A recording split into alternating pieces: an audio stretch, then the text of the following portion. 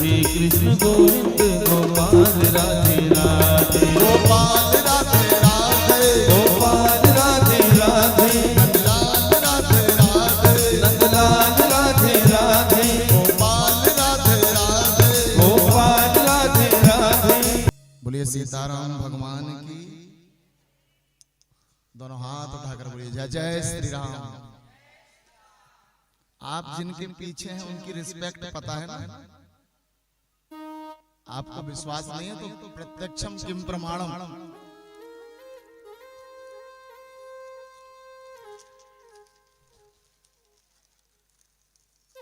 सब रखा हूं रिपोर्ट।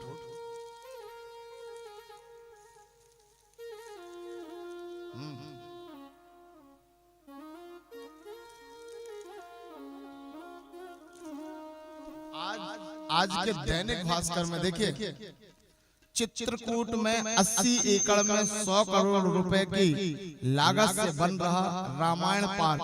भगवान राम की 151 फीट ऊंची प्रतिमा बनेगी। समझ रहे हैं? इसका मतलब क्या है? एक दैनिक भास्कर में मरने के बाद की फोटो भी दो तो 10,000 रुपए लगता है। वो राम जो 3 लाख साल पहले जी के गए हैं, आज करोड़ों अरबों की ये बिल्डिंगें बन रही हैं।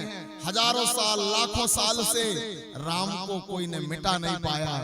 ध्यान रखना, जिसको बनाने वाली प्रकृति है उसको कोई मिटा नहीं सकता। आदरणीय श्रोताजनों, राम कल भी प्रासंगिक थे, आज भी प्रासंगिक हैं। राम कल भी फ्रंट में थे और आज भी फ्रंट में हैं। आदरणीय श्रोताजनों, आज भी ये राम है। दुनिया वालों, तुम जिस बाबा, जिस पंथ, जिस मजहब के पीछे भागोगे 150 साल में उसका अस्तित्व खत्म हो जाएगा। लेकिन राम का अस्तित्व केवल पृथ्वी में नहीं, केवल अंबर में नहीं, पाताल में नहीं, ब्रह्मांड के जिस भी लोक में आपका जन्म होगा, अगर तुमने राम का भजन किया है तुम्हारी रिस्पेक्ट होगी। आदरणीय श्रोताजनों, तुम्हारी इज्जत। इसलिए बड़े गंभीरता से श्री राम को पकड़ लीजिए। ये कालों के काल महाकाल के भी इष्ट हैं। ये वो अकाल हैं जिनकी सीमा अनंत है। आदरणीय श्रोताजनों, लेकिन आप परमात्मा के जितने करीब जाएंगे, अगर आप परमात्मा के करीब जाएंगे तो परमात्मा की रचना ऐसी हुई है, वासना लेके जाएंगे तो ईश्वर में केवल वासना दिखेगी, और उपासना लेके जाएंगे तो केवल उपासना दिखेगी। नियम लेके जाएंगे तो केवल नियम दिखेंगे, अधर्म लेके जाओगे तो अधर्म दिखेगा, और धर्म लेके जाओगे तो धर्म दिखेगा, और प्रेम लेके जाओगे तो केवल प्रेम दिखेगा। आदरणीय श्रोताजनों, ईश्वर के पास जो आप लेके जा रहे हैं वही आपको मिलेगा। गुस्सा लेके चले जाओ तो इतनी गुस्सा मिलेगी कि गर्दन काट देंगे। आप क्या लेके जा रहे हैं? मैं तो देखता हूँ मेरी बहनें, मेरे भाई ईश्वर के पास फूल लेके जाते हैं। तब आप जब फूल लेके जाते हैं तो मेरा मन कहता है जैसे तुम फूल लेके परमात्मा के पास जाते हो ना, ऐसे ही तुम्हें फूल बनाकर वो पूरे संसार में रखेगा। आदरणीय श्रोताजनों, पूरे संसार तुम जो लेके जा रहे हो ईश्वर के पास जाइएगा। वेद व्यास जी का जन्म पुराणों के ज्ञाता भगवान का 17वां अवतार वेद व्यास कहते हैं मत्स्य गंगा नाव चलाने का काम करती थी, और एक दिन पाराशर जी उनकी नाव में बैठे। शास्त्रों का चिंतन है और बड़े बुजुर्गों का आदेश है कि स्त्री के साथ एकांत में पुरुष को बड़ी सावधानी से रहना चाहिए, चाहे वो आपके कितने करीब रिश्ता हो। कारण ना स्त्री ना पुरुष, कारण वो चुंबक तो जिससे सृष्टि बनी है वो एक दूसरे की ओर खींचता है। आपने हैंड फ्री देखा होगा, हैंड फ्री जो कानों में लगाते हैं आजकल, उसमें चुंबक लगी रहती है, पीछे चुंबक लगी रहती है। तो मैंने एक दिन प्रैक्टिकल करके देखा तो वो है वो महाराज जी बस महाराज जी सब चीजें हैं उपलब्ध डेमो देने के लिए। ये जो है ना इसमें चुंबक लगी है देखिए। अब इसको देखो पकड़ लीजिए। ऐसे ही स्त्री और पुरुष में ईश्वर ने संसार के निर्माण करने के लिए चुंबक को लगाया है। इसलिए स्त्री और पुरुष का करीब आना वासना नहीं है, ये ईश्वर का दिया हुआ वो वरदान है जिससे सृष्टि का निर्माण हो रहा है। लेकिन इसी चरित्र में जब राम जुड़ जाते हैं तो मर्यादा हो जाती है। आदरणीय श्रोताजनों, मर्यादा और वासना को उसी दृष्टि से लेना चाहिए। मैं आप सबसे निवेदन करूं, जिस भी चीज की हम निंदा करेंगे वो जिंदगी से चली जाएगी, है ना? तो कभी भी वासना की निंदा ना करें, वासना का सावधानी से उपयोग करें। जैसे डॉक्टर के हाथ में चाकू होती है, वो चाहे तो अच्छे से काट दे जैसे बकरा काटते हैं, लेकिन वो धीरे धीरे काटता है। बकरा काटने वाले को 3000 मिलते हैं और सावधानी से काटने वाले को 3 लाख मिलते हैं। आदरणीय श्रोताजनों, 3 लाख। ऑपरेशन दोनों का है, एक का उजड्डता से है और एक का सावधानी से। दूध जमाने वाला व्यक्ति एक दूध गंदगी से फटता है तो वो दही नहीं कहलाता, लेकिन एक प्लानिंग से फाड़ा जाता है, जामुन डाल के नींबू डाल के, तो वो दूध जमता है और सम्माननीय बनता है, ईश्वर तक पहुंचता है। ऐसे ही जो वासना सम्मान के साथ, वैल्यू के साथ, प्लानिंग के साथ होती है वो ईश्वर तक पहुंचती है। आदरणीय श्रोताजनों, वो ईश्वर। पाराशर जी का एक हाथ पहुंच गया मत्स्यगंधा की ओर, आसक्त हो गए। कहते हैं उन्होंने मंत्र पढ़ा तो नाव के आसपास कोहरा हो गया और मत्स्यगंधा गर्भवती हुई। और गर्भवती होने के बाद उन्होंने पूछा, ऋषिवर युगों तक हमारी कहानी होगी तो क्या आप और हम चरित्रहीन कहलाएंगे? तो पाराशर जी ने भगवान से पूछा सीधे, ये क्या है? तो हर चरित्र एक संदेश होता है। उस घटना से व्यास का जन्म हुआ और व्यास ने एक वेद के 4 वेद करे, 4 वेद के 18 पुराण, 6 शास्त्र बनाए। कहानी खत्म नहीं हुई है। एक संत के पतित होने से व्यास का जन्म और पुराणों का जन्म। इसका मतलब क्या है? जब संसार में नई नई किताबें और नई नई संत महात्मा आने लगेंगे तो परमात्मा कहते हैं ऐसे संतों को अहंकार होने लगेगा कि हम ही भगवान हैं। भगवान उन्हें पतित करते हैं और उनसे फिर व्यास प्रकट होते हैं और व्यास फिर पुराणों को रचते हैं। आदरणीय श्रोताजनों, बोलिए रामायण मैया की, भागवत महापुराण की। इसलिए जब भी कोई संत महात्मा बदनाम हो चारित्रिक रूप से, तो आप ये मत समझना कि धर्म बदनाम हो गया। इस दुनिया में धर्म को कोई बदनाम नहीं कर सकता, क्योंकि जिसके रक्षक कृष्ण और राम हैं, उसे कौन बदनाम कर सकता है? आदरणीय श्रोताजनों, जो भी संत महात्मा ब्राह्मण गुरु कोई भी रिश्ता बदनाम होता है वो उसके अहंकार की वजह से होता है। धर्म कभी बदनाम नहीं होता। आदरणीय श्रोताजनों, धर्म तो कुछ घटनाएं हमें भ्रमित करती हैं। तो ये घटनाओं को जितने भी यहाँ भक्त सुन रहे हैं और विश्व में, जब भी कोई परमात्मा की कथा समझ में ना आए तो उसको समझ लेना कि अभी रिसर्च हो रही है और जैसे जैसे समय बीतेगा वो सत्य सिद्ध हो जाएगी। उदाहरण के लिए यहाँ पे मंडलों के लिए, मंडलों को सब प्रणाम करो। ये जो सामने रखे ऐसे सिर झुका के, आप कहेंगे क्यों? महाराज जी दाल से बना है क्या मंडल? यहाँ पे आप आना और मंगल ग्रह लाल कलर की मसूर की दाल में बना है, हमारे जजमान जी ने लाए हैं। कितने 200 रुपए किलो है क्या दाल? 200 से नीचे तो कोई दाल ही नहीं। लोग समझते थे पहले कि पंडित जी दाल का जुगाड़ बना रहे हैं क्या, लेकिन अभी 8 साल पहले एक कैमरा गया 2 करोड़ किलोमीटर 8 महीने में पहुंचा यान के द्वारा, और वहां से फोटो आई तो 2 करोड़ किलोमीटर दूर चंद्रमा, आप गूगल में सर्च करना, जैसे मसूर की दाल से मैं 30 साल से बना रहा हूं, बिल्कुल वैसे ही वो 2 करोड़ किलोमीटर उपलब्ध है आदरणीय श्रोताजनों। इसका मतलब क्या है? इसका सीधा सा मतलब है जो भी सनातन में है वो केवल सत्य है आदरणीय श्रोताजनों, केवल सत्य। जब हम उसे जीने लगते हैं तो विज्ञान के माध्यम से विश्वास करने लगते हैं, लेकिन वो तो है, आप माने चाहे ना माने। तो मैं एक छोटा सा प्रश्न पूछना चाहता हूं, आप सबसे यहां पढ़े लिखे हैं।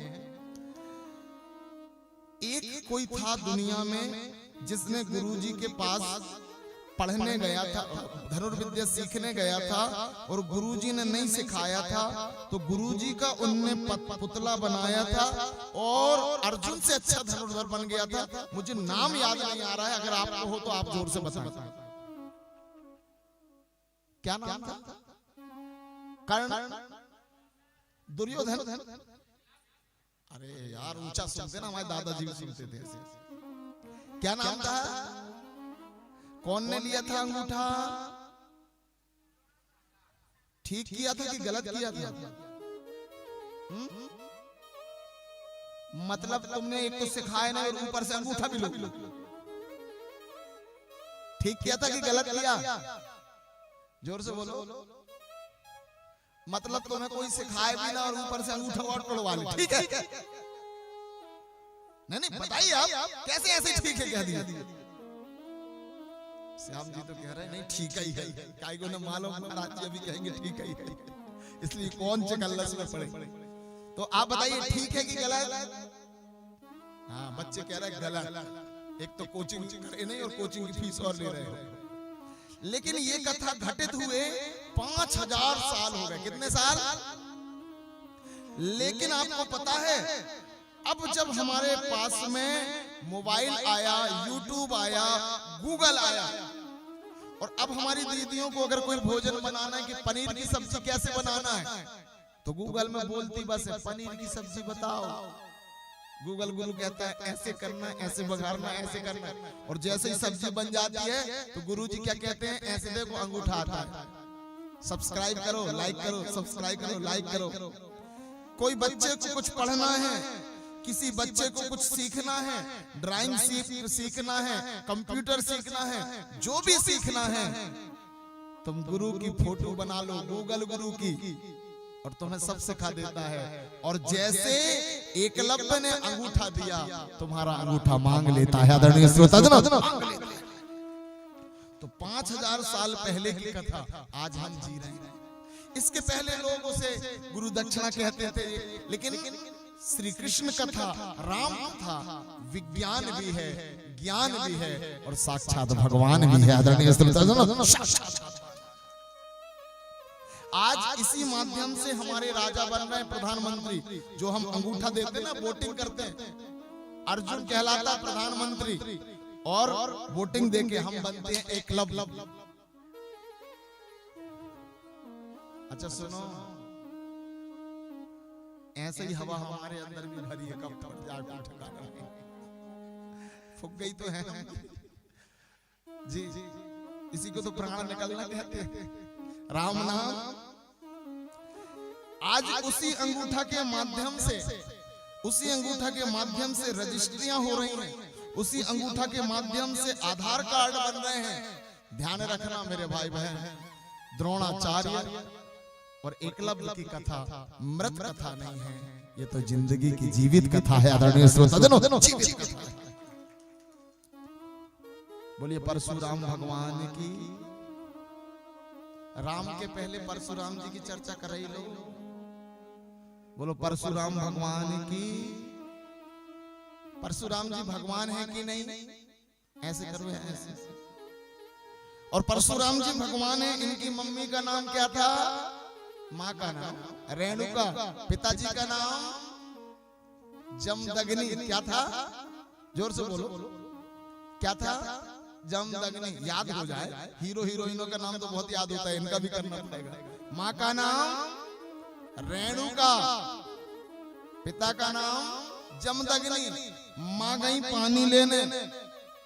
और जब भी हम कोई सुंदर चीज देखते हैं ना तो मन आकर्षित होता है। हाँ या ना? अपना अनुभव बताएं, होता है कि नहीं?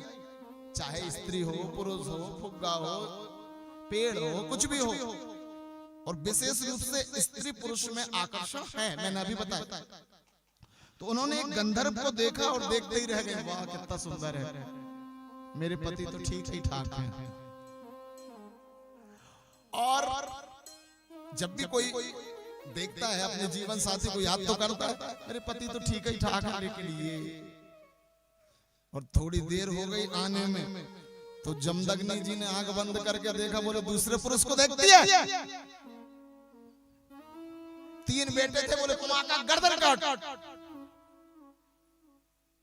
तीनों लड़कों ने कहा दादाजी सटे आ गया। कोई इतनी सी बात में मां की गर्दन काटता है क्या? आप यकीन मानना, तुरंत परशुराम जी आए, बोले बेटा अगर तू सही में मेरा आज्ञाकारी बेटा है तो मां की गर्दन काट। परशुराम जी ने भगवान के अवतार ने फरसा लिया और मां की गर्दन काट दिया। अब मैं आप सबसे पूछता हूं, ठीक किया कि गलत किया? देखी बस थी, दीदियां बताएंगी, भाई भी बताएंगे, ठीक किया कि गलत? जिनको लग रहा है ठीक किया वो ऐसे करें। ठीक किया मतलब भगवान ने गलत किया। अब फंसे हो। कई लोग तो कह रहे हैं ऐसे भी नहीं करने दे रहे, ऐसे भी नहीं करने दे रहे, बड़ी आफत, कल से आएंगे नहीं। भगवान ने ठीक किया कि गलत किया? अगर तुमने कहा ठीक किया तो माँ की गर्दन काटना ठीक है, और अगर कहा आपने गलत तो भगवान गलत कर सकता है क्या? ये कथा इतनी सीधी नहीं है। ये कथा नौजवान भी सुन रहे हैं, बुजुर्ग भी सुन रहे हैं, बड़े भी सुन रहे हैं, गृहस्थ भी सुन रहे हैं। मैं सबसे बताना चाहता हूँ, भगवान परशुराम जी ने ठीक किया, क्योंकि जैसे ही उनने गर्दन काटा तो पिता प्रसन्न हो गए और कहा मांग बेटा क्या चाहिए? बोले जितनी जल्दी बने माँ की गर्दन जोड़ो, और ये जो घटना हुई है इसको जिंदगी से डिलीट करो, अलग करो। इसका मतलब क्या है? अगर माँ की उम्र 42 साल है तो बच्चे की उम्र 21 साल है। 21 दूनी 42। पिता की उम्र अब अगर 44 साल है तो बेटे की उम्र 22 साल है। कोई ज्यादा अंतर नहीं है।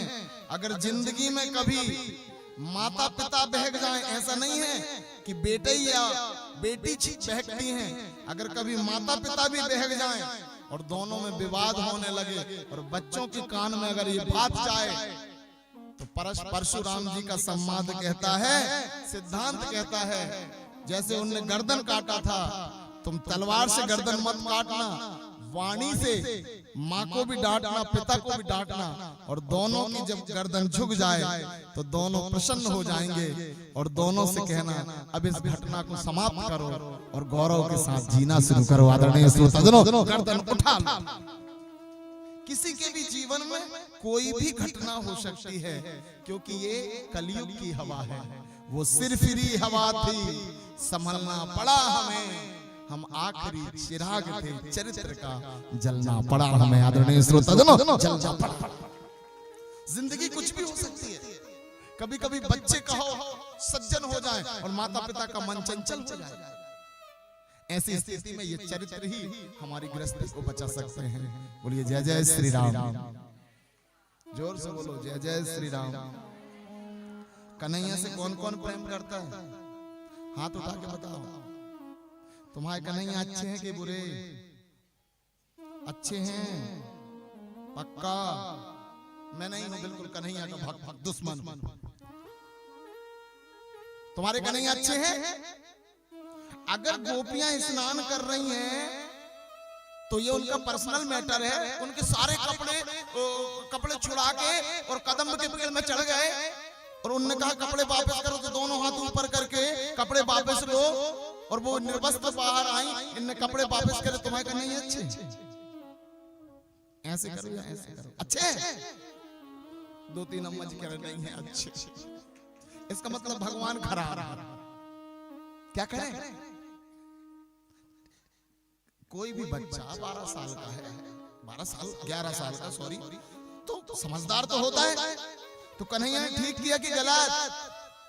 जोर से बोलो। कन्हैया ने किया मतलब ये विश्वास है। इस विश्वास के लिए ताली बजाइए आदरणीय श्रोताजनों। और जो माँ के गर्भ से जन्मे हैं वो सीधी कमर करके बैठे। हम तो जन्मे नहीं, जो ना जन्मे हो भाई मैं क्या नहीं सकता। तो जो जन्मे वो सीधी कमर करके। अब 1 मिनट के लिए इस चरित्र को अपने जीवन से जोड़िए और सत्य जोड़िए। ये जो माँ का गर्भ है ये है जमुना जी। क्या है? जोर से बोलो, क्या है? और मैं ऐसे ही नहीं बोल रहा हूं, जमुना जी हैं खारी खारी राधा। तो अंदर का पानी जो माँ के गर्भ में, उसमें नमक के अलावा कुछ नहीं होता है। जो तत्व जमुना जी में वही माँ के, इसलिए तो मैया अगर थोड़ी बहुत नमक कम हो जाए ना खारा पर, तो मैयाएं क्या करती हैं? दीवार खोद के खा जाती हैं। कहीं वो खाती है, मिट्टी खाती है, वो नमक ही पूरा करती हैं। ऐसे बैठिए, जो माँ के गर्भ से जन्मे वो सीधी कमर। हम तो ये जो गर्भ है वो क्या है? सब बोलो जमुना जी। क्या है? और जब हम जमुना जी में उतरते हैं तो कपड़ा पहन के उतरते हैं कि बिना कपड़ा के? जोर से बोलो, मुझे सुनाई नहीं दे रहा है। कपड़े पहने थे कि बिना कपड़े के? है ना? और 8 महीने हो गए, 9वां महीना होने वाला, और हमारी बात हो रही थी केवल कन्हैया से। कन्हैया पिछले जन्म में बहुत कपड़ा थे, अब तो एक जोड़ी नहीं है, तुमने सब चुरा लिए। कन्हैया ने कहा बाहर आओ, मेरे पास कपड़े हैं। हमने कहा शर्म आती है। बोले नहीं बाहर आओ तो तुम। श्री कृष्ण की हमने बात मानी, यहां ध्यान दें। और जैसे ही हमने श्री कृष्ण की बात मानी और श्री कृष्ण ने कहा बाहर आओ, और हमने योनि मार्ग से माँ के दोनों हाथ ऊपर किया और निर्वस्त्र बाहर आए, और कन्हैया ने कपड़े लौटा दिया। आदरणीय श्रोताजनों, कृष्ण ने कपड़े लौटा दिया। कौन ने लौटाया? सब जोर से बोलेंगे। ये कपड़े कौन ने लौटाया? हम आए कैसे थे जमुना जी से? ओके, तो ये कहानी किसकी है? अब सब बोलो, कन्हैया राम जो करे ठीक करे, गलत तो नहीं करे। पक्का? ताली नहीं बजाओगे क्या? एक राजा था, वो अपनी तलवार को साफ कर रहा था। इतने में तलवार गिर गई और अंगूठा कट गया पैर का। और उसका एक मंत्री था बिल्कुल तुम्हारे ही जैसे, वो कह रहा था, उसका एक ही तकिया कलाम था, भगवान जो करे सो। जोर से बोलो, भगवान जो करे सो। अब कोई की उंगली कटी हो और कोई के मुंह से निकल जाए तो नेकी सी फीकी लगे, समय समय की बात, और फीकी सी नेकी लगे। कोई मरा हो, डीजे बजे, गोविंद मेरो है, गोपाल मेरो है, तो ताली बजेगी कि लठ पड़ेंगे? लठ पड़ेंगे। मेरे यहाँ गमी और तेरे यहाँ बाजा। लेकिन शादी हो रही है और अश्लील गाना भी बज रहे हैं और नाच रहे हैं 80 साल के लोग, कहेंगे वाह निछावर कर ही लेता हूं। काम खराब है। लेकिन समय, तो जैसे ही तलवार गिरी, और जैसे ही तलवार गिरी तो इसके मुंह से निकला भगवान जो करे सो। राजा ने कहा मेरी उंगली कटी है तो मेरा दुश्मन निकला। तुरंत सेना नायक को बुलाया, इसको जेल में डालो।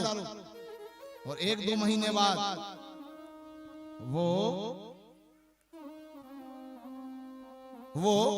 जंगल गया, और जैसे ही जंगल गया तो रास्ता भूल गया, तो कोल भीलों ने पकड़ लिया और भद्रकाली के पास ले गए। हुईया हुई, हुईया हुई, हुईया हुई। जैसे ही ले गए, बलि चढ़ाने ही वाले थे कि नजर पड़ी इसकी उंगली कटी है, और जिसकी उंगली कटी होती है वो खंडित होता है। बेटा बैठ जाइए आप लोग। जिसकी उंगली कटी होती है वो खंडित होता है, और खंडित व्यक्ति की बलि चढ़ा नहीं सकते, तो छोड़ दिया गया। और जैसे ही छोड़ा गया तो उसको याद आया, मंत्री सही कह रहा था, भगवान जो करे सो तुरंत आया, अपने मंत्री को छुड़ाया और कहा भैया ठीक कह रहे थे तुम, भगवान जो करे सो ठीक करे। लेकिन अभी भी डाउट है। क्या डाउट है? बोले मेरे साथ तो ठीक किया, लेकिन तुम्हें जेल में क्यों रखा? बोले नहीं समझे। बोले नहीं, अगर मुझे भगवान जेल में नहीं रखता मैं तुम्हारे साथ जाता और दोनों रास्ता भूलते, तुम्हारी उंगली कटी थी तो तुम तो बच जाते, लेकिन मेरी गर्दन, इसलिए पहले मुझे जेल में रखा, फिर तुम्हें जंगल पहुंचाया और दोनों को बचा लिया। भगवान जो करता है ठीक करता है। आदरणीय श्रोताजनों, इसलिए मैंने आपसे कहा था ये तीन परमात्मा ही पूर्ण सत्य हैं, क्योंकि राम ने वही किया जो वेदों ने कहा, कृष्ण जो करते चले गए वो वेद बना, और नमामि समीशान निर्वाण रूपम विभुम व्यापकम ब्रह्म वेद स्वरूपम। केवल वेद के ये तीन रूप हैं, राम, कृष्ण और शिव। आदरणीय श्रोताजनों, राम कृष्ण। तो आओ इनकी उंगली पकड़ ले, हम थोड़ा कस के पकड़ना, कि जहां ले चलोगे। कौन कौन जिनको स्वर्ग जाना है? कौन कौन जिनको वैकुंठ जाना है? कौन कौन जिनको अगला जन्म लेना है? कौन कौन जिनको फिर से स्त्री बनना है? कौन कौन जिनको फिर से पुरुष बनना है? कौन कौन है जिनको स्त्री को पुरुष, पुरुष को स्त्री बनना है? कौन कौन है जिनको पेड़ बनना है? ध्यान रखना, इच्छा किसी की नहीं चलती, इच्छा किनकी चलती है? किनकी चलती है? तो हम क्या करेंगे? इनकी उंगली जहां ले चलोगे वहीं हम चले, जहां ले चलोगे वही मैं चलूंगा, जहां ले चलोगे वही मैं चलूंगा, जहां नाथ रख लोगे, जहां नाथ रख लोगे वहीं मैं रहूंगा, जहां ले चलोगे वहीं मैं चलूंगा, जहां ले चलोगे वहीं मैं चलूंगा। किसी को कुछ चीज पसंद है, किसी को कुछ चीज पसंद है, हम उसकी पूर्ति करते हैं। परमात्मा को एक चीज पसंद है, निर्मल मन जन सो मोह भावा, मोह कपट छल छिद्र न भावा। और संसार में किसी से कपट मत करो, किसी से झूठ मत बोलो, सत्य के साथ चलो।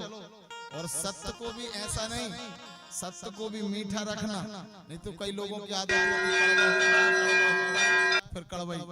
ऐसी वाणी बोलिए मन का आपा खोए, और औरन को शीतल करे आपा शीतल। आप कभी नदी में स्नान करने जाते हैं, नदी अपना काम करती है बहने का, उसमें जो डुबकी लगाता है उसे साफ भी कर देती है और खुद भी पवित्र होते जाती है। आदरणीय श्रोताजनों, वाणी। इसलिए मैं आप सबसे निवेदन करूं, जिनने पाउडर लगा के आए हों, जिनने क्रीम लगा के आए हों, केवल चेहरे में क्रीम पाउडर ना लगाएं, अपने शब्दों को भी श्रृंगार करें, क्योंकि चेहरा सुंदर होगा उतनी इज्जत नहीं होगा। अगर शब्द सुंदर हो गए तो आप इज्जतदार हो जाएंगे। आदरणीय श्रोताजनों, शब्द संभारे बोलिए, शब्द के हाथ ना पाओ, और एक शब्द करे औषधि, और एक शब्द करे घाव। घाव मत बनाइए, मलहम, मलहम का काम। कोई निराश है उसको उत्साह दीजिए, कोई दुखी है कोशिश करिए इसको सुख कैसे दे सकते हैं। हमारे जीवन का एक ही लक्ष्य बन जाए, अपनी सामर्थ्य से दूसरों को लाभ और खुशी देने का। मैं गारंटी देता हूं ईश्वर तुम्हारे पीछे पीछे चलेगा। आदरणीय श्रोताजनों, तुम्हारे पीछे लेकिन हमें और आपको ईश्वर को प्रसन्न करने के लिए ये करना पड़ेगा। आज कथा में वामन चरित्र को लेंगे, एक एक चरित्र के बाद फिर रामचरित्र तक पहुंचेंगे। वामन चरित्र मतलब ये पूरी संपत्ति ईश्वर की है, मूल में परमात्मा की है, मूल में हमारे पूर्वजों की है, मूल में ये अस्तित्व ईश्वर की है। और हम आरती में बोलते हैं ना, तन मन धन सब कुछ है तेरा, तेरा तुझको अर्पण। आगे क्या है? तेरा तुझको अर्पण। समझदार है राधे श्याम जी, बहुत समझदार होता है। सब कुछ तेरा है ना, लेकिन इस बात को हृदय में बिठा लें, क्रियाओं में लाएं। और मैं ये नहीं कह रहा हूं कि आप अपना सब कुछ किसी को सौंप दें और कंगाल बन जाएं, नहीं, ऐसा मत करना, क्योंकि अर्थव्यवस्था की जरूरत है। बिना धन के कुछ नहीं होता।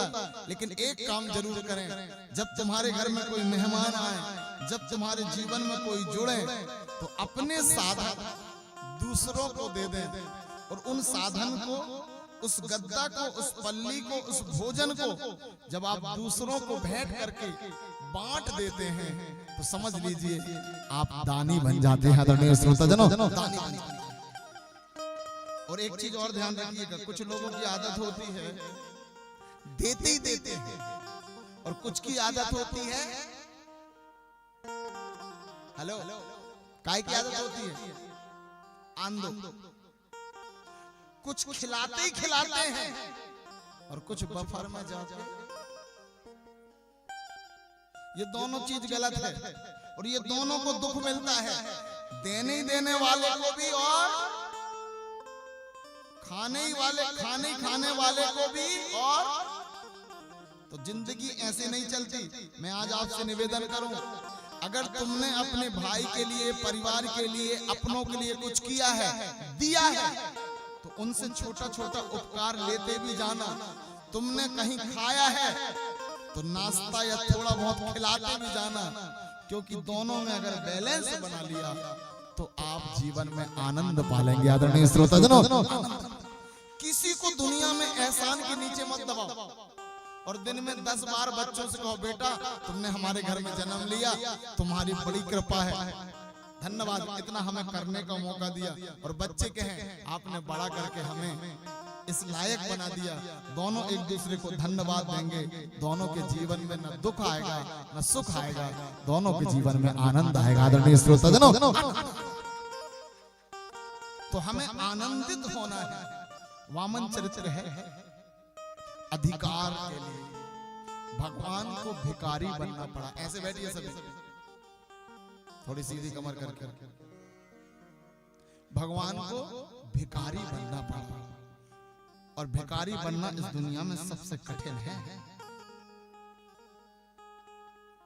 कौन कौन जिनने अपनी जिंदगी में कभी किसी से उधार मांगा हो, भीख मांगा हो,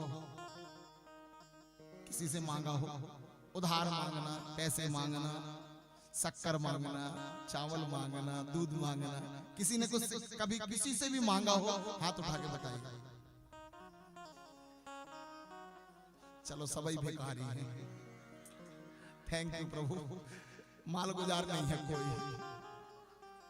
जी जी जी। और भिखारी होने में कोई टेंशन नहीं है। मैंने तो कल बताया ना, बड़ी नाक वाले हैं, लंबी नाक वाले।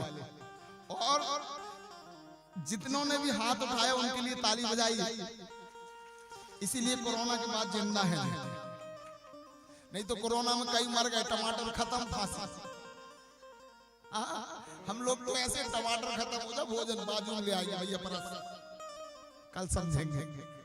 जिसने मांग के ब्याज लेके उस आपदा को का सामना कर लिया, वो भिखारी बनके आज अमर हो गया। आदरणीय श्रोताजनों, हजारों लोग डिप्रेशन में खत्म हो गए। अब क्या होगा?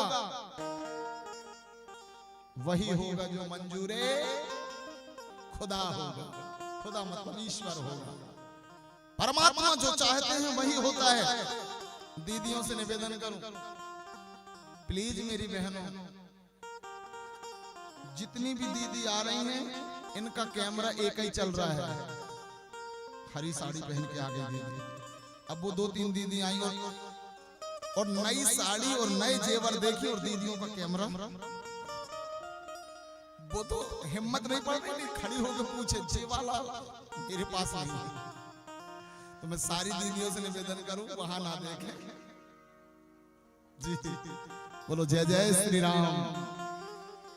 जी हाँ, जैसे ही आरती हो तो फिर पूछ लेना क्यों छिंदवाड़ा की है कि जबलपुर की साड़ी। आदरणीय श्रोताजन, बड़े मुश्किल से मौका मिलता है ईश्वर से जुड़ने का। आंखों की चंचलताएं इतनी हो गई हैं, 1 मिनट में 20,000 दृश्य देखने वाली आंखें अगर 3 घंटे बैठ के राम को देख रही हैं, तो मैंने आपके जैसे तपस्वी नहीं देखा। आदरणीय श्रोताजन, महान है आप, यू आर ग्रेट, आप बहुत बड़े व्यक्तित्व हैं।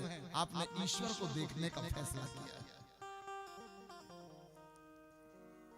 तो मांगा जिंदगी में एक और सिद्धांत अपनाना है। एक सांप था, वो सबको काटता था, और जब सांप सबको काटता था तो एक संत जी आए, उन्होंने कहा सुनो, काटना नहीं चाहिए। मैं आपसे भी पूछता हूं, काटना नहीं चाहिए ना? सांप ने कहा वाह गुरुजी, अच्छा बताए। उसने काटना बंद कर दिया। अब छोटे छोटे बच्चे उस सांप को उठाएं और ऐसे फेंके, फिर दूसरा कैच ले, फिर तीसरा फेंके, सांप खिलौना बन गया, खूना खच्च हो गया। 8-10 दिन बाद वो संत निकले, और जैसे ही संत निकले तो संत ने कहा क्यों भाई, क्या हाल है? बोले हाल खराब है, खस्ता हाल है, तुम्हारी शिक्षा ने बर्बाद कर दिया हमको। पहले लोग कपते थे, पसीना छोड़ देते थे, और अब तो हमें ज्ञान बना लिए, ये हाल है। संत ने कहा कर क्या रहे हो? बोले काटना बंद कर दिए हैं। संत ने कहा पूरी शिक्षा नहीं ली, मैंने कहा था काटना बंद कर देना, लेकिन फुसकारना बंद नहीं करना। आदरणीय श्रोताजन, मैं आप सबसे निवेदन करूं, सीधे बन के रहना, लेकिन कभी कभी थोड़ा तन जाना। घर में भी सीधे का जमाना नहीं है, थोड़ा स्ट्रिक्ट भी रहना, इनका मेंटेनेंस करना। बिल्कुल शांत भी मत रहना, बहुत क्रोधी भी मत रहना, सामान्य। कभी कभी तो बच्चों को भी लग जाए यार मम्मी आ जा गई। बच्चों से भी निवेदन है, कभी कभी अपना एटीट्यूड भी दिखाना, लेकिन एटीट्यूड अभिनय होना चाहिए, अंदर से तो प्रेम ही होना चाहिए। आदरणीय श्रोताजन, तो आज वामन भगवान राजा बलि यज्ञ कर रहे हैं, और अदिति मैया ने प्रभु को बुलाया। यज्ञेश यज्ञ पुरुषा च्युत तीर्थ पाद तीर्थास्त्रव श्रवण मंगल नाम धेय आपन्न लोक ब्रजनोप समोध्याध्या समनः कृधीस भगवन नसीदीन नाथ। हे दीनानाथ, हे परमात्मा, हे पूर्ण ब्रह्म, आप आइए। जैसे ही आए तो अदिति जी ने आदेश दिया, आप मेरे पुत्र बन के आइए। कौन कौन माएं हैं जो अपने बच्चे को कभी नहीं रोकती हैं दूसरे के काम करने में? अगर कोई बच्चा किसी के लिए शैम्पू ला देता है, अगर कोई बच्चा किसी का काम सुन लेता है, तो कौन कौन माएं हैं जो नहीं रोकती? हाथ उठा के बताएं कि कर ले बेटा। और ईमानदारी से जो भी मैं हाथ उठवाता हूँ, ये सोच के उठाना कि भगवान के सामने उठा रहे, क्योंकि ये बैठे। तो कौन कौन माएं हैं, कौन कौन हैं जो अपने बच्चे को दूसरे के काम करने में कभी टोकती नहीं? उठाए रहो, उठाए रहो। मैं भी तो दर्शन कर लूं। इन माओं के लिए ताली बजनी चाहिए। इन माओं को बच्चे मिलते रहेंगे। थोड़ा मैं शब्द बड़ा बोल रहा हूं, इन माओं को बच्चे मिलते रहेंगे, इन माओं को जब जब जन्म होगा गोद भरती रहेगी। और जो इसी जन्म में बच्चे पाके, कई कई माओं को तो मैंने देखा सास ससुर से ऐसे खींचती हैं, मैंने जन्म दिया। अब बेचारी सासें देखती रहती हैं, वो कहना भी तो चाहती हैं कि तूने इसको जन्म दिया, इसके बाप को मैंने भी तो जन्म दिया है। आदरणीय श्रोतागण, लेकिन जब हम इतने उथले जीवन में रहते हैं तो ध्यान रखना, जो अपने बच्चों को अदिति जैसे सूर्य किसका बेटा, अदिति का, पूरे जगत को प्रकाश दे रहा है, चंद्रमा शीतलता दे रहा है, इंद्र आनंद दे रहे हैं, पवन वायु दे रहे हैं, जल प्यास बुझा रहे हैं, जिसके 33 करोड़ बेटा पूरे विश्व की सेवा में लगे हैं, वो माँ अपने पास एक भी बेटे को नहीं रखती, और जो माँ पूरे जगत में अपने बच्चे को लगा देती है, उसका बच्चा स्वयं परमात्मा बन के आता है। आदरणीय श्रोतागण, साइकिल नहीं छोड़ोगे तो मोटरसाइकिल नहीं मिलेगी, मोटरसाइकिल नहीं छोड़ोगे तो 4 व्हीलर नहीं मिलेगी, 4 व्हीलर नहीं छोड़ोगे तो एसी डब्बा ट्रेन का नहीं मिलेगा, और एसी नहीं छोड़ोगे तो एरोप्लेन नहीं मिलेगा, और एरोप्लेन नहीं छोड़ोगे तो कभी वैकुंठ का विमान नहीं मिलेगा। आदरणीय श्रोतागण, अगर यशोदा अपनी बिटिया को पकड़े रहती तो माया को पकड़ी रहती। उस यशोदा को सोचो, मैंने कल बताया, जब कपकपाते हाथों से बिटिया की बलि दी तो तुरंत कृष्ण आ गया। आदरणीय श्रोतागण, कुछ तो छोड़ना। अदिति माँ ने कहा तुम मेरी संतान बन के आओ, और भगवान ने आदेश माना, और भगवान उपेंद्र वामन बन के आ गए। बोलिए वामन भगवान की, वामन भगवान की।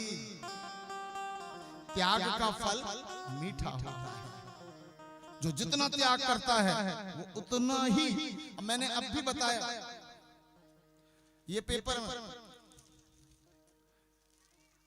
जिनने नहीं पढ़ा, जो अभी आए हम, देखो चित्रकूट में 80 एकड़ में 100 करोड़ रुपए की लागत से बन रहा है रामायण पार्क। भगवान राम की 151 फीट की ऊंची प्रतिमा बनेगी। अब भी अयोध्या में बनी है, अब चित्रकूट में बन रही है। अगर ये राजा बन जाते और अपने भरत के लिए छोड़ते नहीं तो आज इनके लिए कुछ नहीं बन पाता। कुछ त्याग करके देखिए, अपने अधिकार को सौंप के देखिएगा, और किसको देना है। राम ने कोई पड़ोसी को नहीं दिया, हेलो, राम ने किसी पड़ोसी को नहीं दिया, किसी रिश्तेदार को नहीं दिया, अपने भाई को देके महान बन गया, अपने परिवार को देके महान बन गया। तुम्हें भी किसी को नहीं देना है, केवल अपने परिवार को देना है। आदरणीय श्रोतागणों, महान बनना है। लेकिन सबसे बड़ी तकलीफ तो परिवार ही को देने में होती है। बोलिए वृंदावन बिहारी लाल की। जहां धर्म छिपा है वहीं लड़ाई करने को मन होता है, जहां हमारा अस्तित्व है उसी से नफरत होती है। कौन कौन है जिसे अपने ससुराल पक्ष से प्रेम है? हाथ उठा के बताओ। दीदियां उठाएंगी, भाई तो उठाएंगे, बेचारे मजबूर। दीदियां उठाएं। कौन कौन जिनको अपने ससुर, और मैंने बोल दिया पहले, झूठा हाथ नहीं चलेगा कि टीवी में दिख रहा है, विश्व देख रहा है। कौन कौन है जिसको बिल्कुल अंतरात्मा से ससुराल से प्रेम है? हाथ उठाओ। उठाए रहो, उठाए रहो। आधे हाथ तो कह रहे उठाते महाराज जी, मगर क्या बताएं, आधी दीदियां तो पूरी चालाकी से काम करती हैं, पति के दिमाग में ऐसा भर देती हैं, सुनो जो जादू मंत्र हो रहे हैं कोई नहीं कर रहे हैं, जेठ हैं या ससुर जी। सही बता रहे हैं। और पंडा पुजारी के पास जाते हैं और 500 चढ़ाए, और वो गमार, सॉरी पंडा पुजारी पंडित जी जो परिवार तोड़ता है, मैं उसे गमार कहूंगा, उसे बुरा लगे अच्छा लगे, 2 रोटी ज्यादा खाए। वो गमार को 500 रुपए चढ़ाए, और दीदियां धीरे से कहती हैं आज नाम ही बता दो, हम परेशान। तो देखना, वो भी कहता तुम तो समझ रहे हो कौन है, तो दीदियां एक ऐसे मार मारते हैं। और इतनी होशियार होती हैं ये बहनें, पति के दिमाग में खुद के परिवार के प्रति विरोध भर देंगी। कोई बहन अपनी माँ के वालों के प्रति नहीं भरती, मेरे भैया ने किया, मेरे चाचा ने किया होगा। मायके वालों को सेफ करके निकालती हैं और ससुराल वालों को सबसे बड़ा शत्रु बनाती हैं, और जो शत्रु बना देते हैं वो राम तक नहीं जा सकते। आदरणीय श्रोताजनों, क्षमा चाहता हूं। ये कल्प वृक्ष है, जहां पर आप बैठे हैं जो कल्पना करेंगे वही सत्य होगा। और मैं व्यासासन से कह सकता हूं, तंत्र मंत्र पूर्ण सत्य है। अगर आपने शक किया तो तुम जिसके ऊपर शक कर रहे हो उसको वो देख बस ले, तुम्हें शाम को बुखार आ जाएगी। आदरणीय श्रोताजनों, और हम हमारे पास आना, हम झाड़ेंगे, ताबीज भी हमें बनाएंगे जी। जैसी करनी, जोर से, जैसी करनी। तो मैं आपसे एक निवेदन करूं, हम काय के नीचे हैं? सब बोलो, कल्प वृक्ष के नीचे। काय के नीचे हैं? जोर से बोलो, काय के नीचे हैं। और कल्प वृक्ष के नीचे जो भी जाता है उसकी इच्छाएं, तो कल्प वृक्ष है कल्पना का वृक्ष। बोलो, कल्पना का वृक्ष। जैसा हम कल्पना करते हैं वैसा ही हमारे राधे श्याम महोरे जी ने, उर्मिला जी ने कल्पना की थी। मैं मना कर रहा था कि रहने तो दो, अब भी बच्चे ने दुकान खोला है, बोले नहीं राम जी तो आएंगे। भूत की कल्पना करते तो घर में भूत आते, राम की कल्पना करे तो आज यहाँ पर राम आ गया। आदरणीय श्रोताजनों, कल्पना। मेरे भाई बहन, और धोखे से कल्प वृक्ष के नीचे आए हैं हम। एक व्यक्ति धोखे से कल्प वृक्ष के नीचे आया और उसको भूख लगी तो उसने कहा, भगवान अगर भोजन मिल जाता तो आनंद आ जाता। तुरंत गंधर्व आए, अप्सराएं आई, भोजन दिया।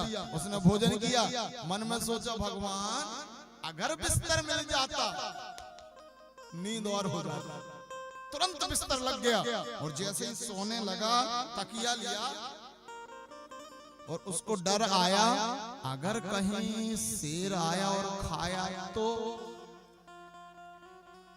शेर आ गया और उसको तो जाकी रही भावना जैसी, प्रभु मूरत देखाऊं तिन तैसी। जैसी भावना होगी वैसे ही आपका संसार होगा। इसलिए मैं निवेदन करूं आप सबसे, आप सब अपने जीवन में सत्संग करिए कि बिन सत्संग विवेक न होई, राम कृपा बिनु सुलभ न सोई। बिनु सत्संग विवेक न होई, राम कृपा बिनु सुलभ न सोई। बिन सत्संग विवेक न होई, राम कृपा बिनु सुलभ न सोई। सठ सुध रही सत संगति पाई, पारस परस उधात सुहाई। सठ सुध रही सत संगति पाई, पारस परस उधात सुहाई।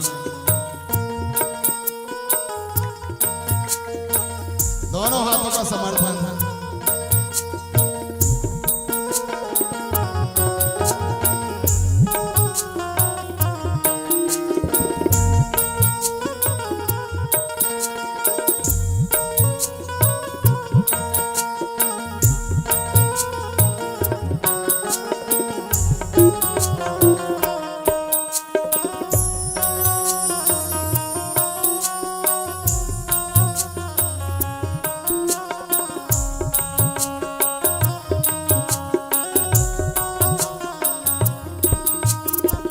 भक्ति स्वतंत्र सकल गुण खानी, भक्ति स्वतंत्र सकल गुण खानी।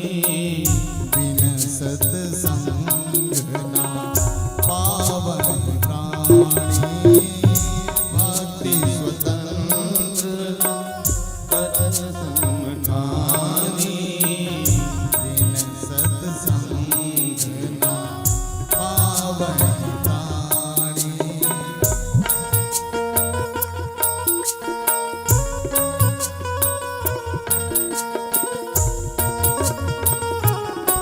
मीठी मीठी ताली बजाते हैं।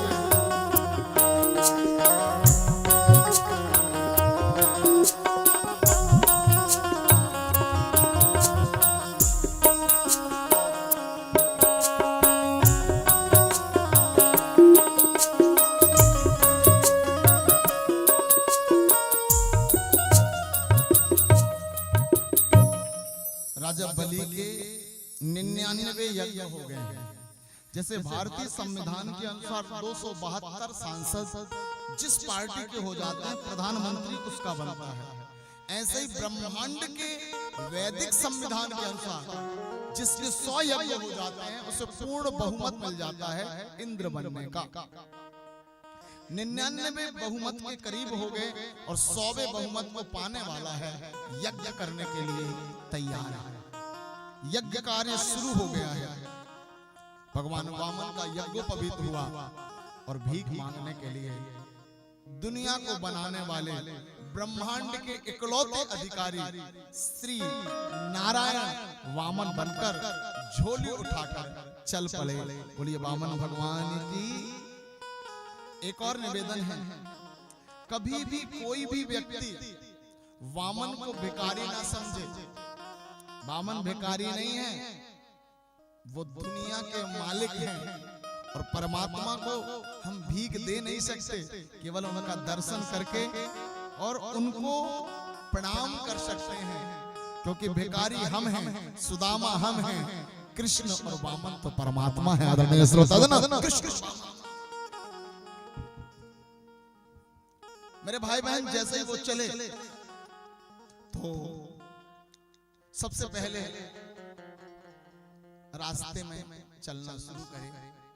कहते हैं मांग कर छोटा हो जाता हूं, देकर बड़ा हो जाता हूं, कई बार गिरता हूं, फिर भी जिंदगी में हर बार खड़ा हो जाता हूं, हर बार खड़ा। कभी कभी सिक्का चित्त में गिरता है, कभी कभी पट्ट में गिरता है, कभी कभी देने का समय होता है, कभी कभी मांगने का समय होता है। परमात्मा ने दिया है, आज पहली बार मांगने के लिए चलता। पूरी दुनिया दर्शन कर रही है। राजा बलि के यहाँ गए, छोटे से हैं, आकर्षण आकर्षित करते हैं परमात्मा।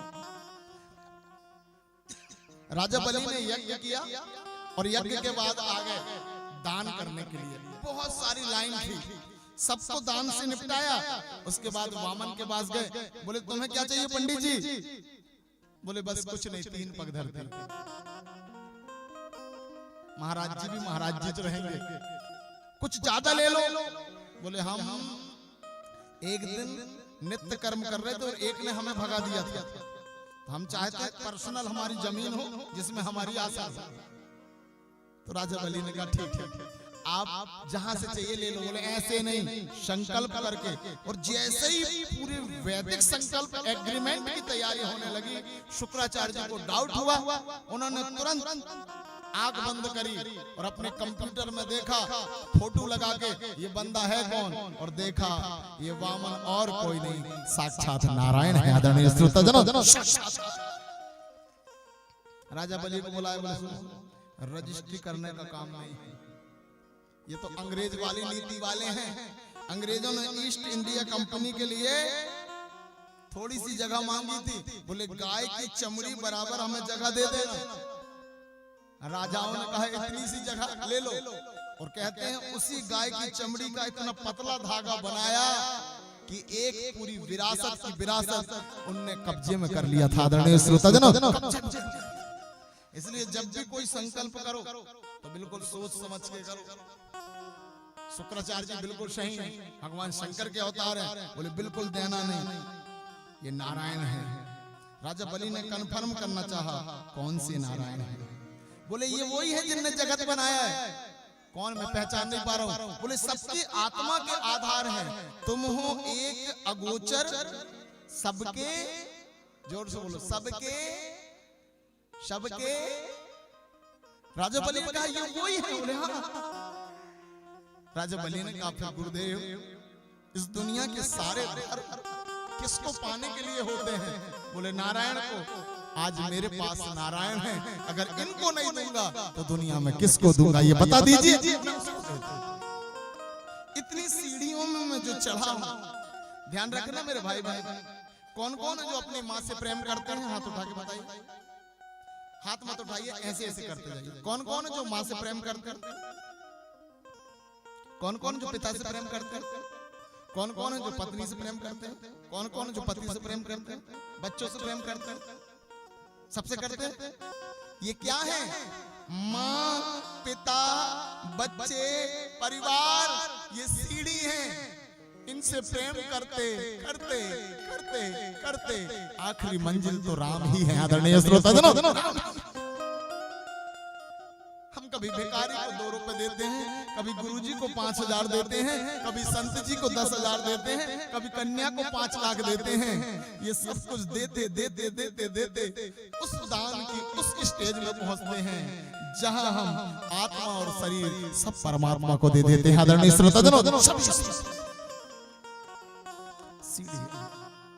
और एक बात और बता दूं, जो भी लोग कहते हैं संसार माया है, मैं उनसे कहना चाहता हूं, संसार माया नहीं, परमात्मा है। संसार छल नहीं, सत्य है। और परमात्मा तक पहुंचने की 2 सीढ़ी नहीं है, संसार की ही सीढ़ी से हम ईश्वर तक पहुंचेंगे। आदरणीय श्रोताजनों,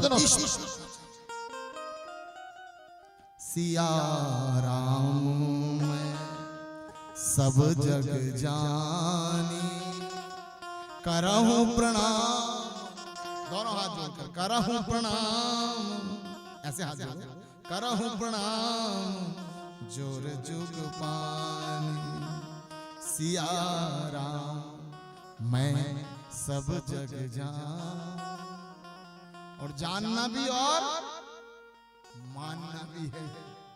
राजा बलि ने कहा मैं तो दूंगा गुरुदेव, आपको जो लगे आप करो, सीधी कमर करके बैठो, ऐसे नींद दूर आ जाएगी। दोनों हाथ उठाकर बोलो जय जय श्री राम, जोर से बोलो जय जय श्री राम। और एक अम्मा जी वहां बीच में सो रही है, जय जय वाली अम्मा जी। अम्मा जी रात भर जागी हो क्या? थोड़ा आजू बाजू वालों की कसम डली है, अगर कोई सोए ना तो ऐसे मारना, और कहें कि क्यों मार रहे हैं? कसम डली, जान लेने आए, उठ के जा। आदरणीय श्रोताजनों, हम यहाँ सोने नहीं आए हैं, यहाँ हम जगने आए हैं। जैसे ही राजा बलि ने दान देना शुरू किया, शुक्राचार्य जी कमंडलू में बैठे, नारायण ने कमंडलू के अंदर सीख डाली। शुक्राचार्य जी की वैराग्य की आंख फूट गई और राजा बलि ने 3 पग धरती दान दिया। और जैसे ही दान दिया, दान देने के बाद भगवान ने अपना विस्तार करना शुरू कर दिया और भगवान बड़े होने लगे। पहले कदम में अतल, वितल, सुतल, रसातल, तलातल, महातल और पाताल नाप लिया। दूसरे कदम में भुवरलोक, भूरलोक, स्वरलोक, महरलोक, जनलोक, तपोलोक, और जैसे ही ब्रह्मलोक गए वहां पर ब्रह्मा जी ने चरण धोया और धोने के बाद उस चरण को कमंडलू में रख लिया। वही ब्रह्मा जी का चरण जो उन्होंने धोया था, वही राजा सगर के जो 60,000 पुत्र को कपिल जी ने जलाया था, उनके लिए गंगा आई। और वही गंगा पृथ्वी में जब आई, जिसमें महाकुंभ हो रहा है, बोलिए गंगा मैया की हर हर गंगे। अपनी जिंदगी में कौन कौन है जिनने गंगा जी में स्नान किया है एक बार भी? मतलब जीते जी मुक्त। प्रणाम, अपने स्ट्रक्चर को पहले ही सौंप आए। Thank you. ध्यान रखना, कौन कौन है जिनके घर में गंगा जल 5-10 साल से रखा है? महक तो नहीं रहा है, सुगंध है। तुम्हारे घर का डिब्बा में पानी 4 दिन रहे, 5वें दिन ऐसा लगता है भगवान डिब्बा भी खराब हो। लेकिन 10 साल, 5 साल, 20 साल से गंगा जल रखा है, अभी भी उतना ही सुगंध है। तब की गंगा जी के साथ इतना अत्याचार हुआ है, पूरे मांस के कारखाने का गंदा पानी, पूरे शहर का पानी, लेकिन धन्य है वो जल जिसने विष्णु के चरणों को छुआ, वो जल जो ब्रह्मा के कमंडलू में रहा, वो जल जो शिव की जटाओं में लहरा लहरा के घूमा, वो आज भी पवित्र है। नमामि गंगे तव पाद पंकजम सुरसरैर्वन्दित दिव्य रूपम भुक्तिं च मुक्तिं च ददासि नित्यं भावेन सारेण सदा नरा। मैं आप सबसे निवेदन करूं, कभी भी किसी भी कोई भी प्रकार की परंपरा चले उसको बंद मत करिएगा, बुरी परंपरा को चलने मत देना और अच्छी परंपरा को बंद मत होने देना। तो कौन कौन है जिनके पूर्वज गंगा जी में जाते हैं, जिनके जो भी खत्म होता है उनकी अस्थियां गंगा जी में जाते हैं, हाथ उठा के बताइए। वाह। जिनके नहीं जाते हैं उनसे दो निवेदन है। सबसे पहले अपने पूर्वजों को कभी गड़ाना ऐसे करो, पक्का? क्यों नहीं गड़ाना? हम सबसे ज्यादा प्रेम किससे करते हैं? बोलो शरीर से। किससे करते हैं? और जब हम उसको गड़ा देते हैं तो हमारी आत्मा मन बुद्धि दुनिया में कहीं नहीं रहती, वहीं बैठती है चबूतरा, मेरा यही गड़ा है। और जब हम उसको जलाते हैं तो क्या होता है? जल जल में चला जाता है, अग्नि अग्नि में चली जाती है, आकाश आकाश में चली जाती है, पृथ्वी पृथ्वी में चली जाती है, और पंचतत्व में जाने के बाद अस्थियां गंगा जी में चली जाती हैं। तो फिर आत्मा वहां नहीं बैठती, आत्मा भी परमात्मा में चली जाती है, ईश्वर। तो मैं आप सबसे निवेदन करूं, ये वैज्ञानिक पद्धति है मुक्त होने की। आत्मा को कहीं रुकने ही मत दो, आत्मा को उसके लिए अटकने मत दीजिए। तो समस्त पूर्वजों की अस्थियों को हम गंगा जी में ले जाएं, क्योंकि गंगा शिव के सिर में है और आपके पूर्वजों की अस्थियां रेत के साथ लोगों के पैरों में नहीं, गंगा जी के साथ वो सीधे समुद्र में जाएंगे। आदरणीय श्रोताजनों, समुद्र। तो आओ शिव जी की भक्ति, जिन्होंने हमें गंगा उपलब्ध कराई, जिनके पूरे दो नदियां शिव जी के सिर से निकली हैं। एक शिव जी के पसीने से निकली मां नर्मदा जो पश्चिम में बही, और जो शिव की जटाओं से निकली गंगा जो पूर्व में बही। आदरणीय श्रोताजनों, पूर्व में बही। शंकर तेरी जटा से, शंकर तेरी जटा में बहती है गंगाधारा, शंकर तेरी जटा से, शंकर तेरी जटा से बहती है गंगाधारा, शंकर तेरी जटा दोनों हाथों से बहती है गंगाधारा, शंकर तेरी जटा से बहती है गंगाधारा। काली घटा के अंदर, काली घटा के अंदर जीविता मेरी उजाला, शंकर तेरी जटा से बहती है गंगाधारा, शंकर तेरी जटा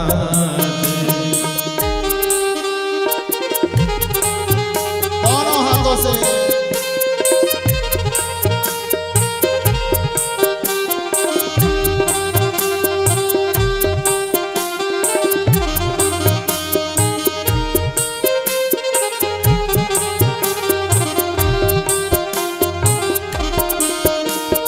गलमुंड माल राजे, शशि भाल में विराजे, गलमुंड माल राजे, शशि भाल में विराजे, हो गलमुंड माल राजे, शशि भाल में विराजे, सिंहाल में विराजे, डमरू निनाद बाजे, डमरू निनाद बाजे, कर में त्रिशूल धारा, शंकर तेरी जटा से बहती है गंगाधारा, शंकर तेरी जटा से बहती है गंगाधारा, भोले तेरी जटा से। और ताली कैसे बजेगी? हर हर महादेव।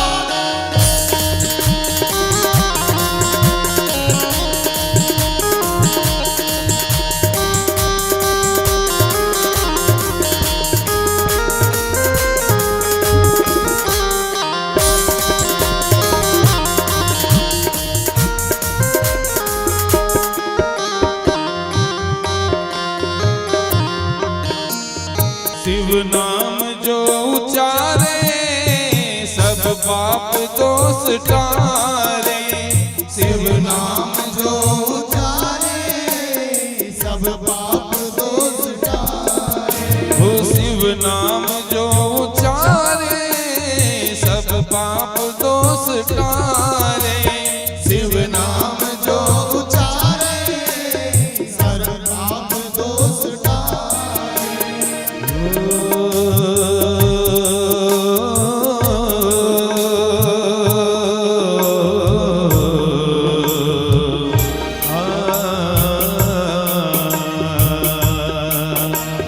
शिव नाम जो उचारे, सब पाप दोष टारे, शिव नाम जो उचारे, सब पाप दोष टारे।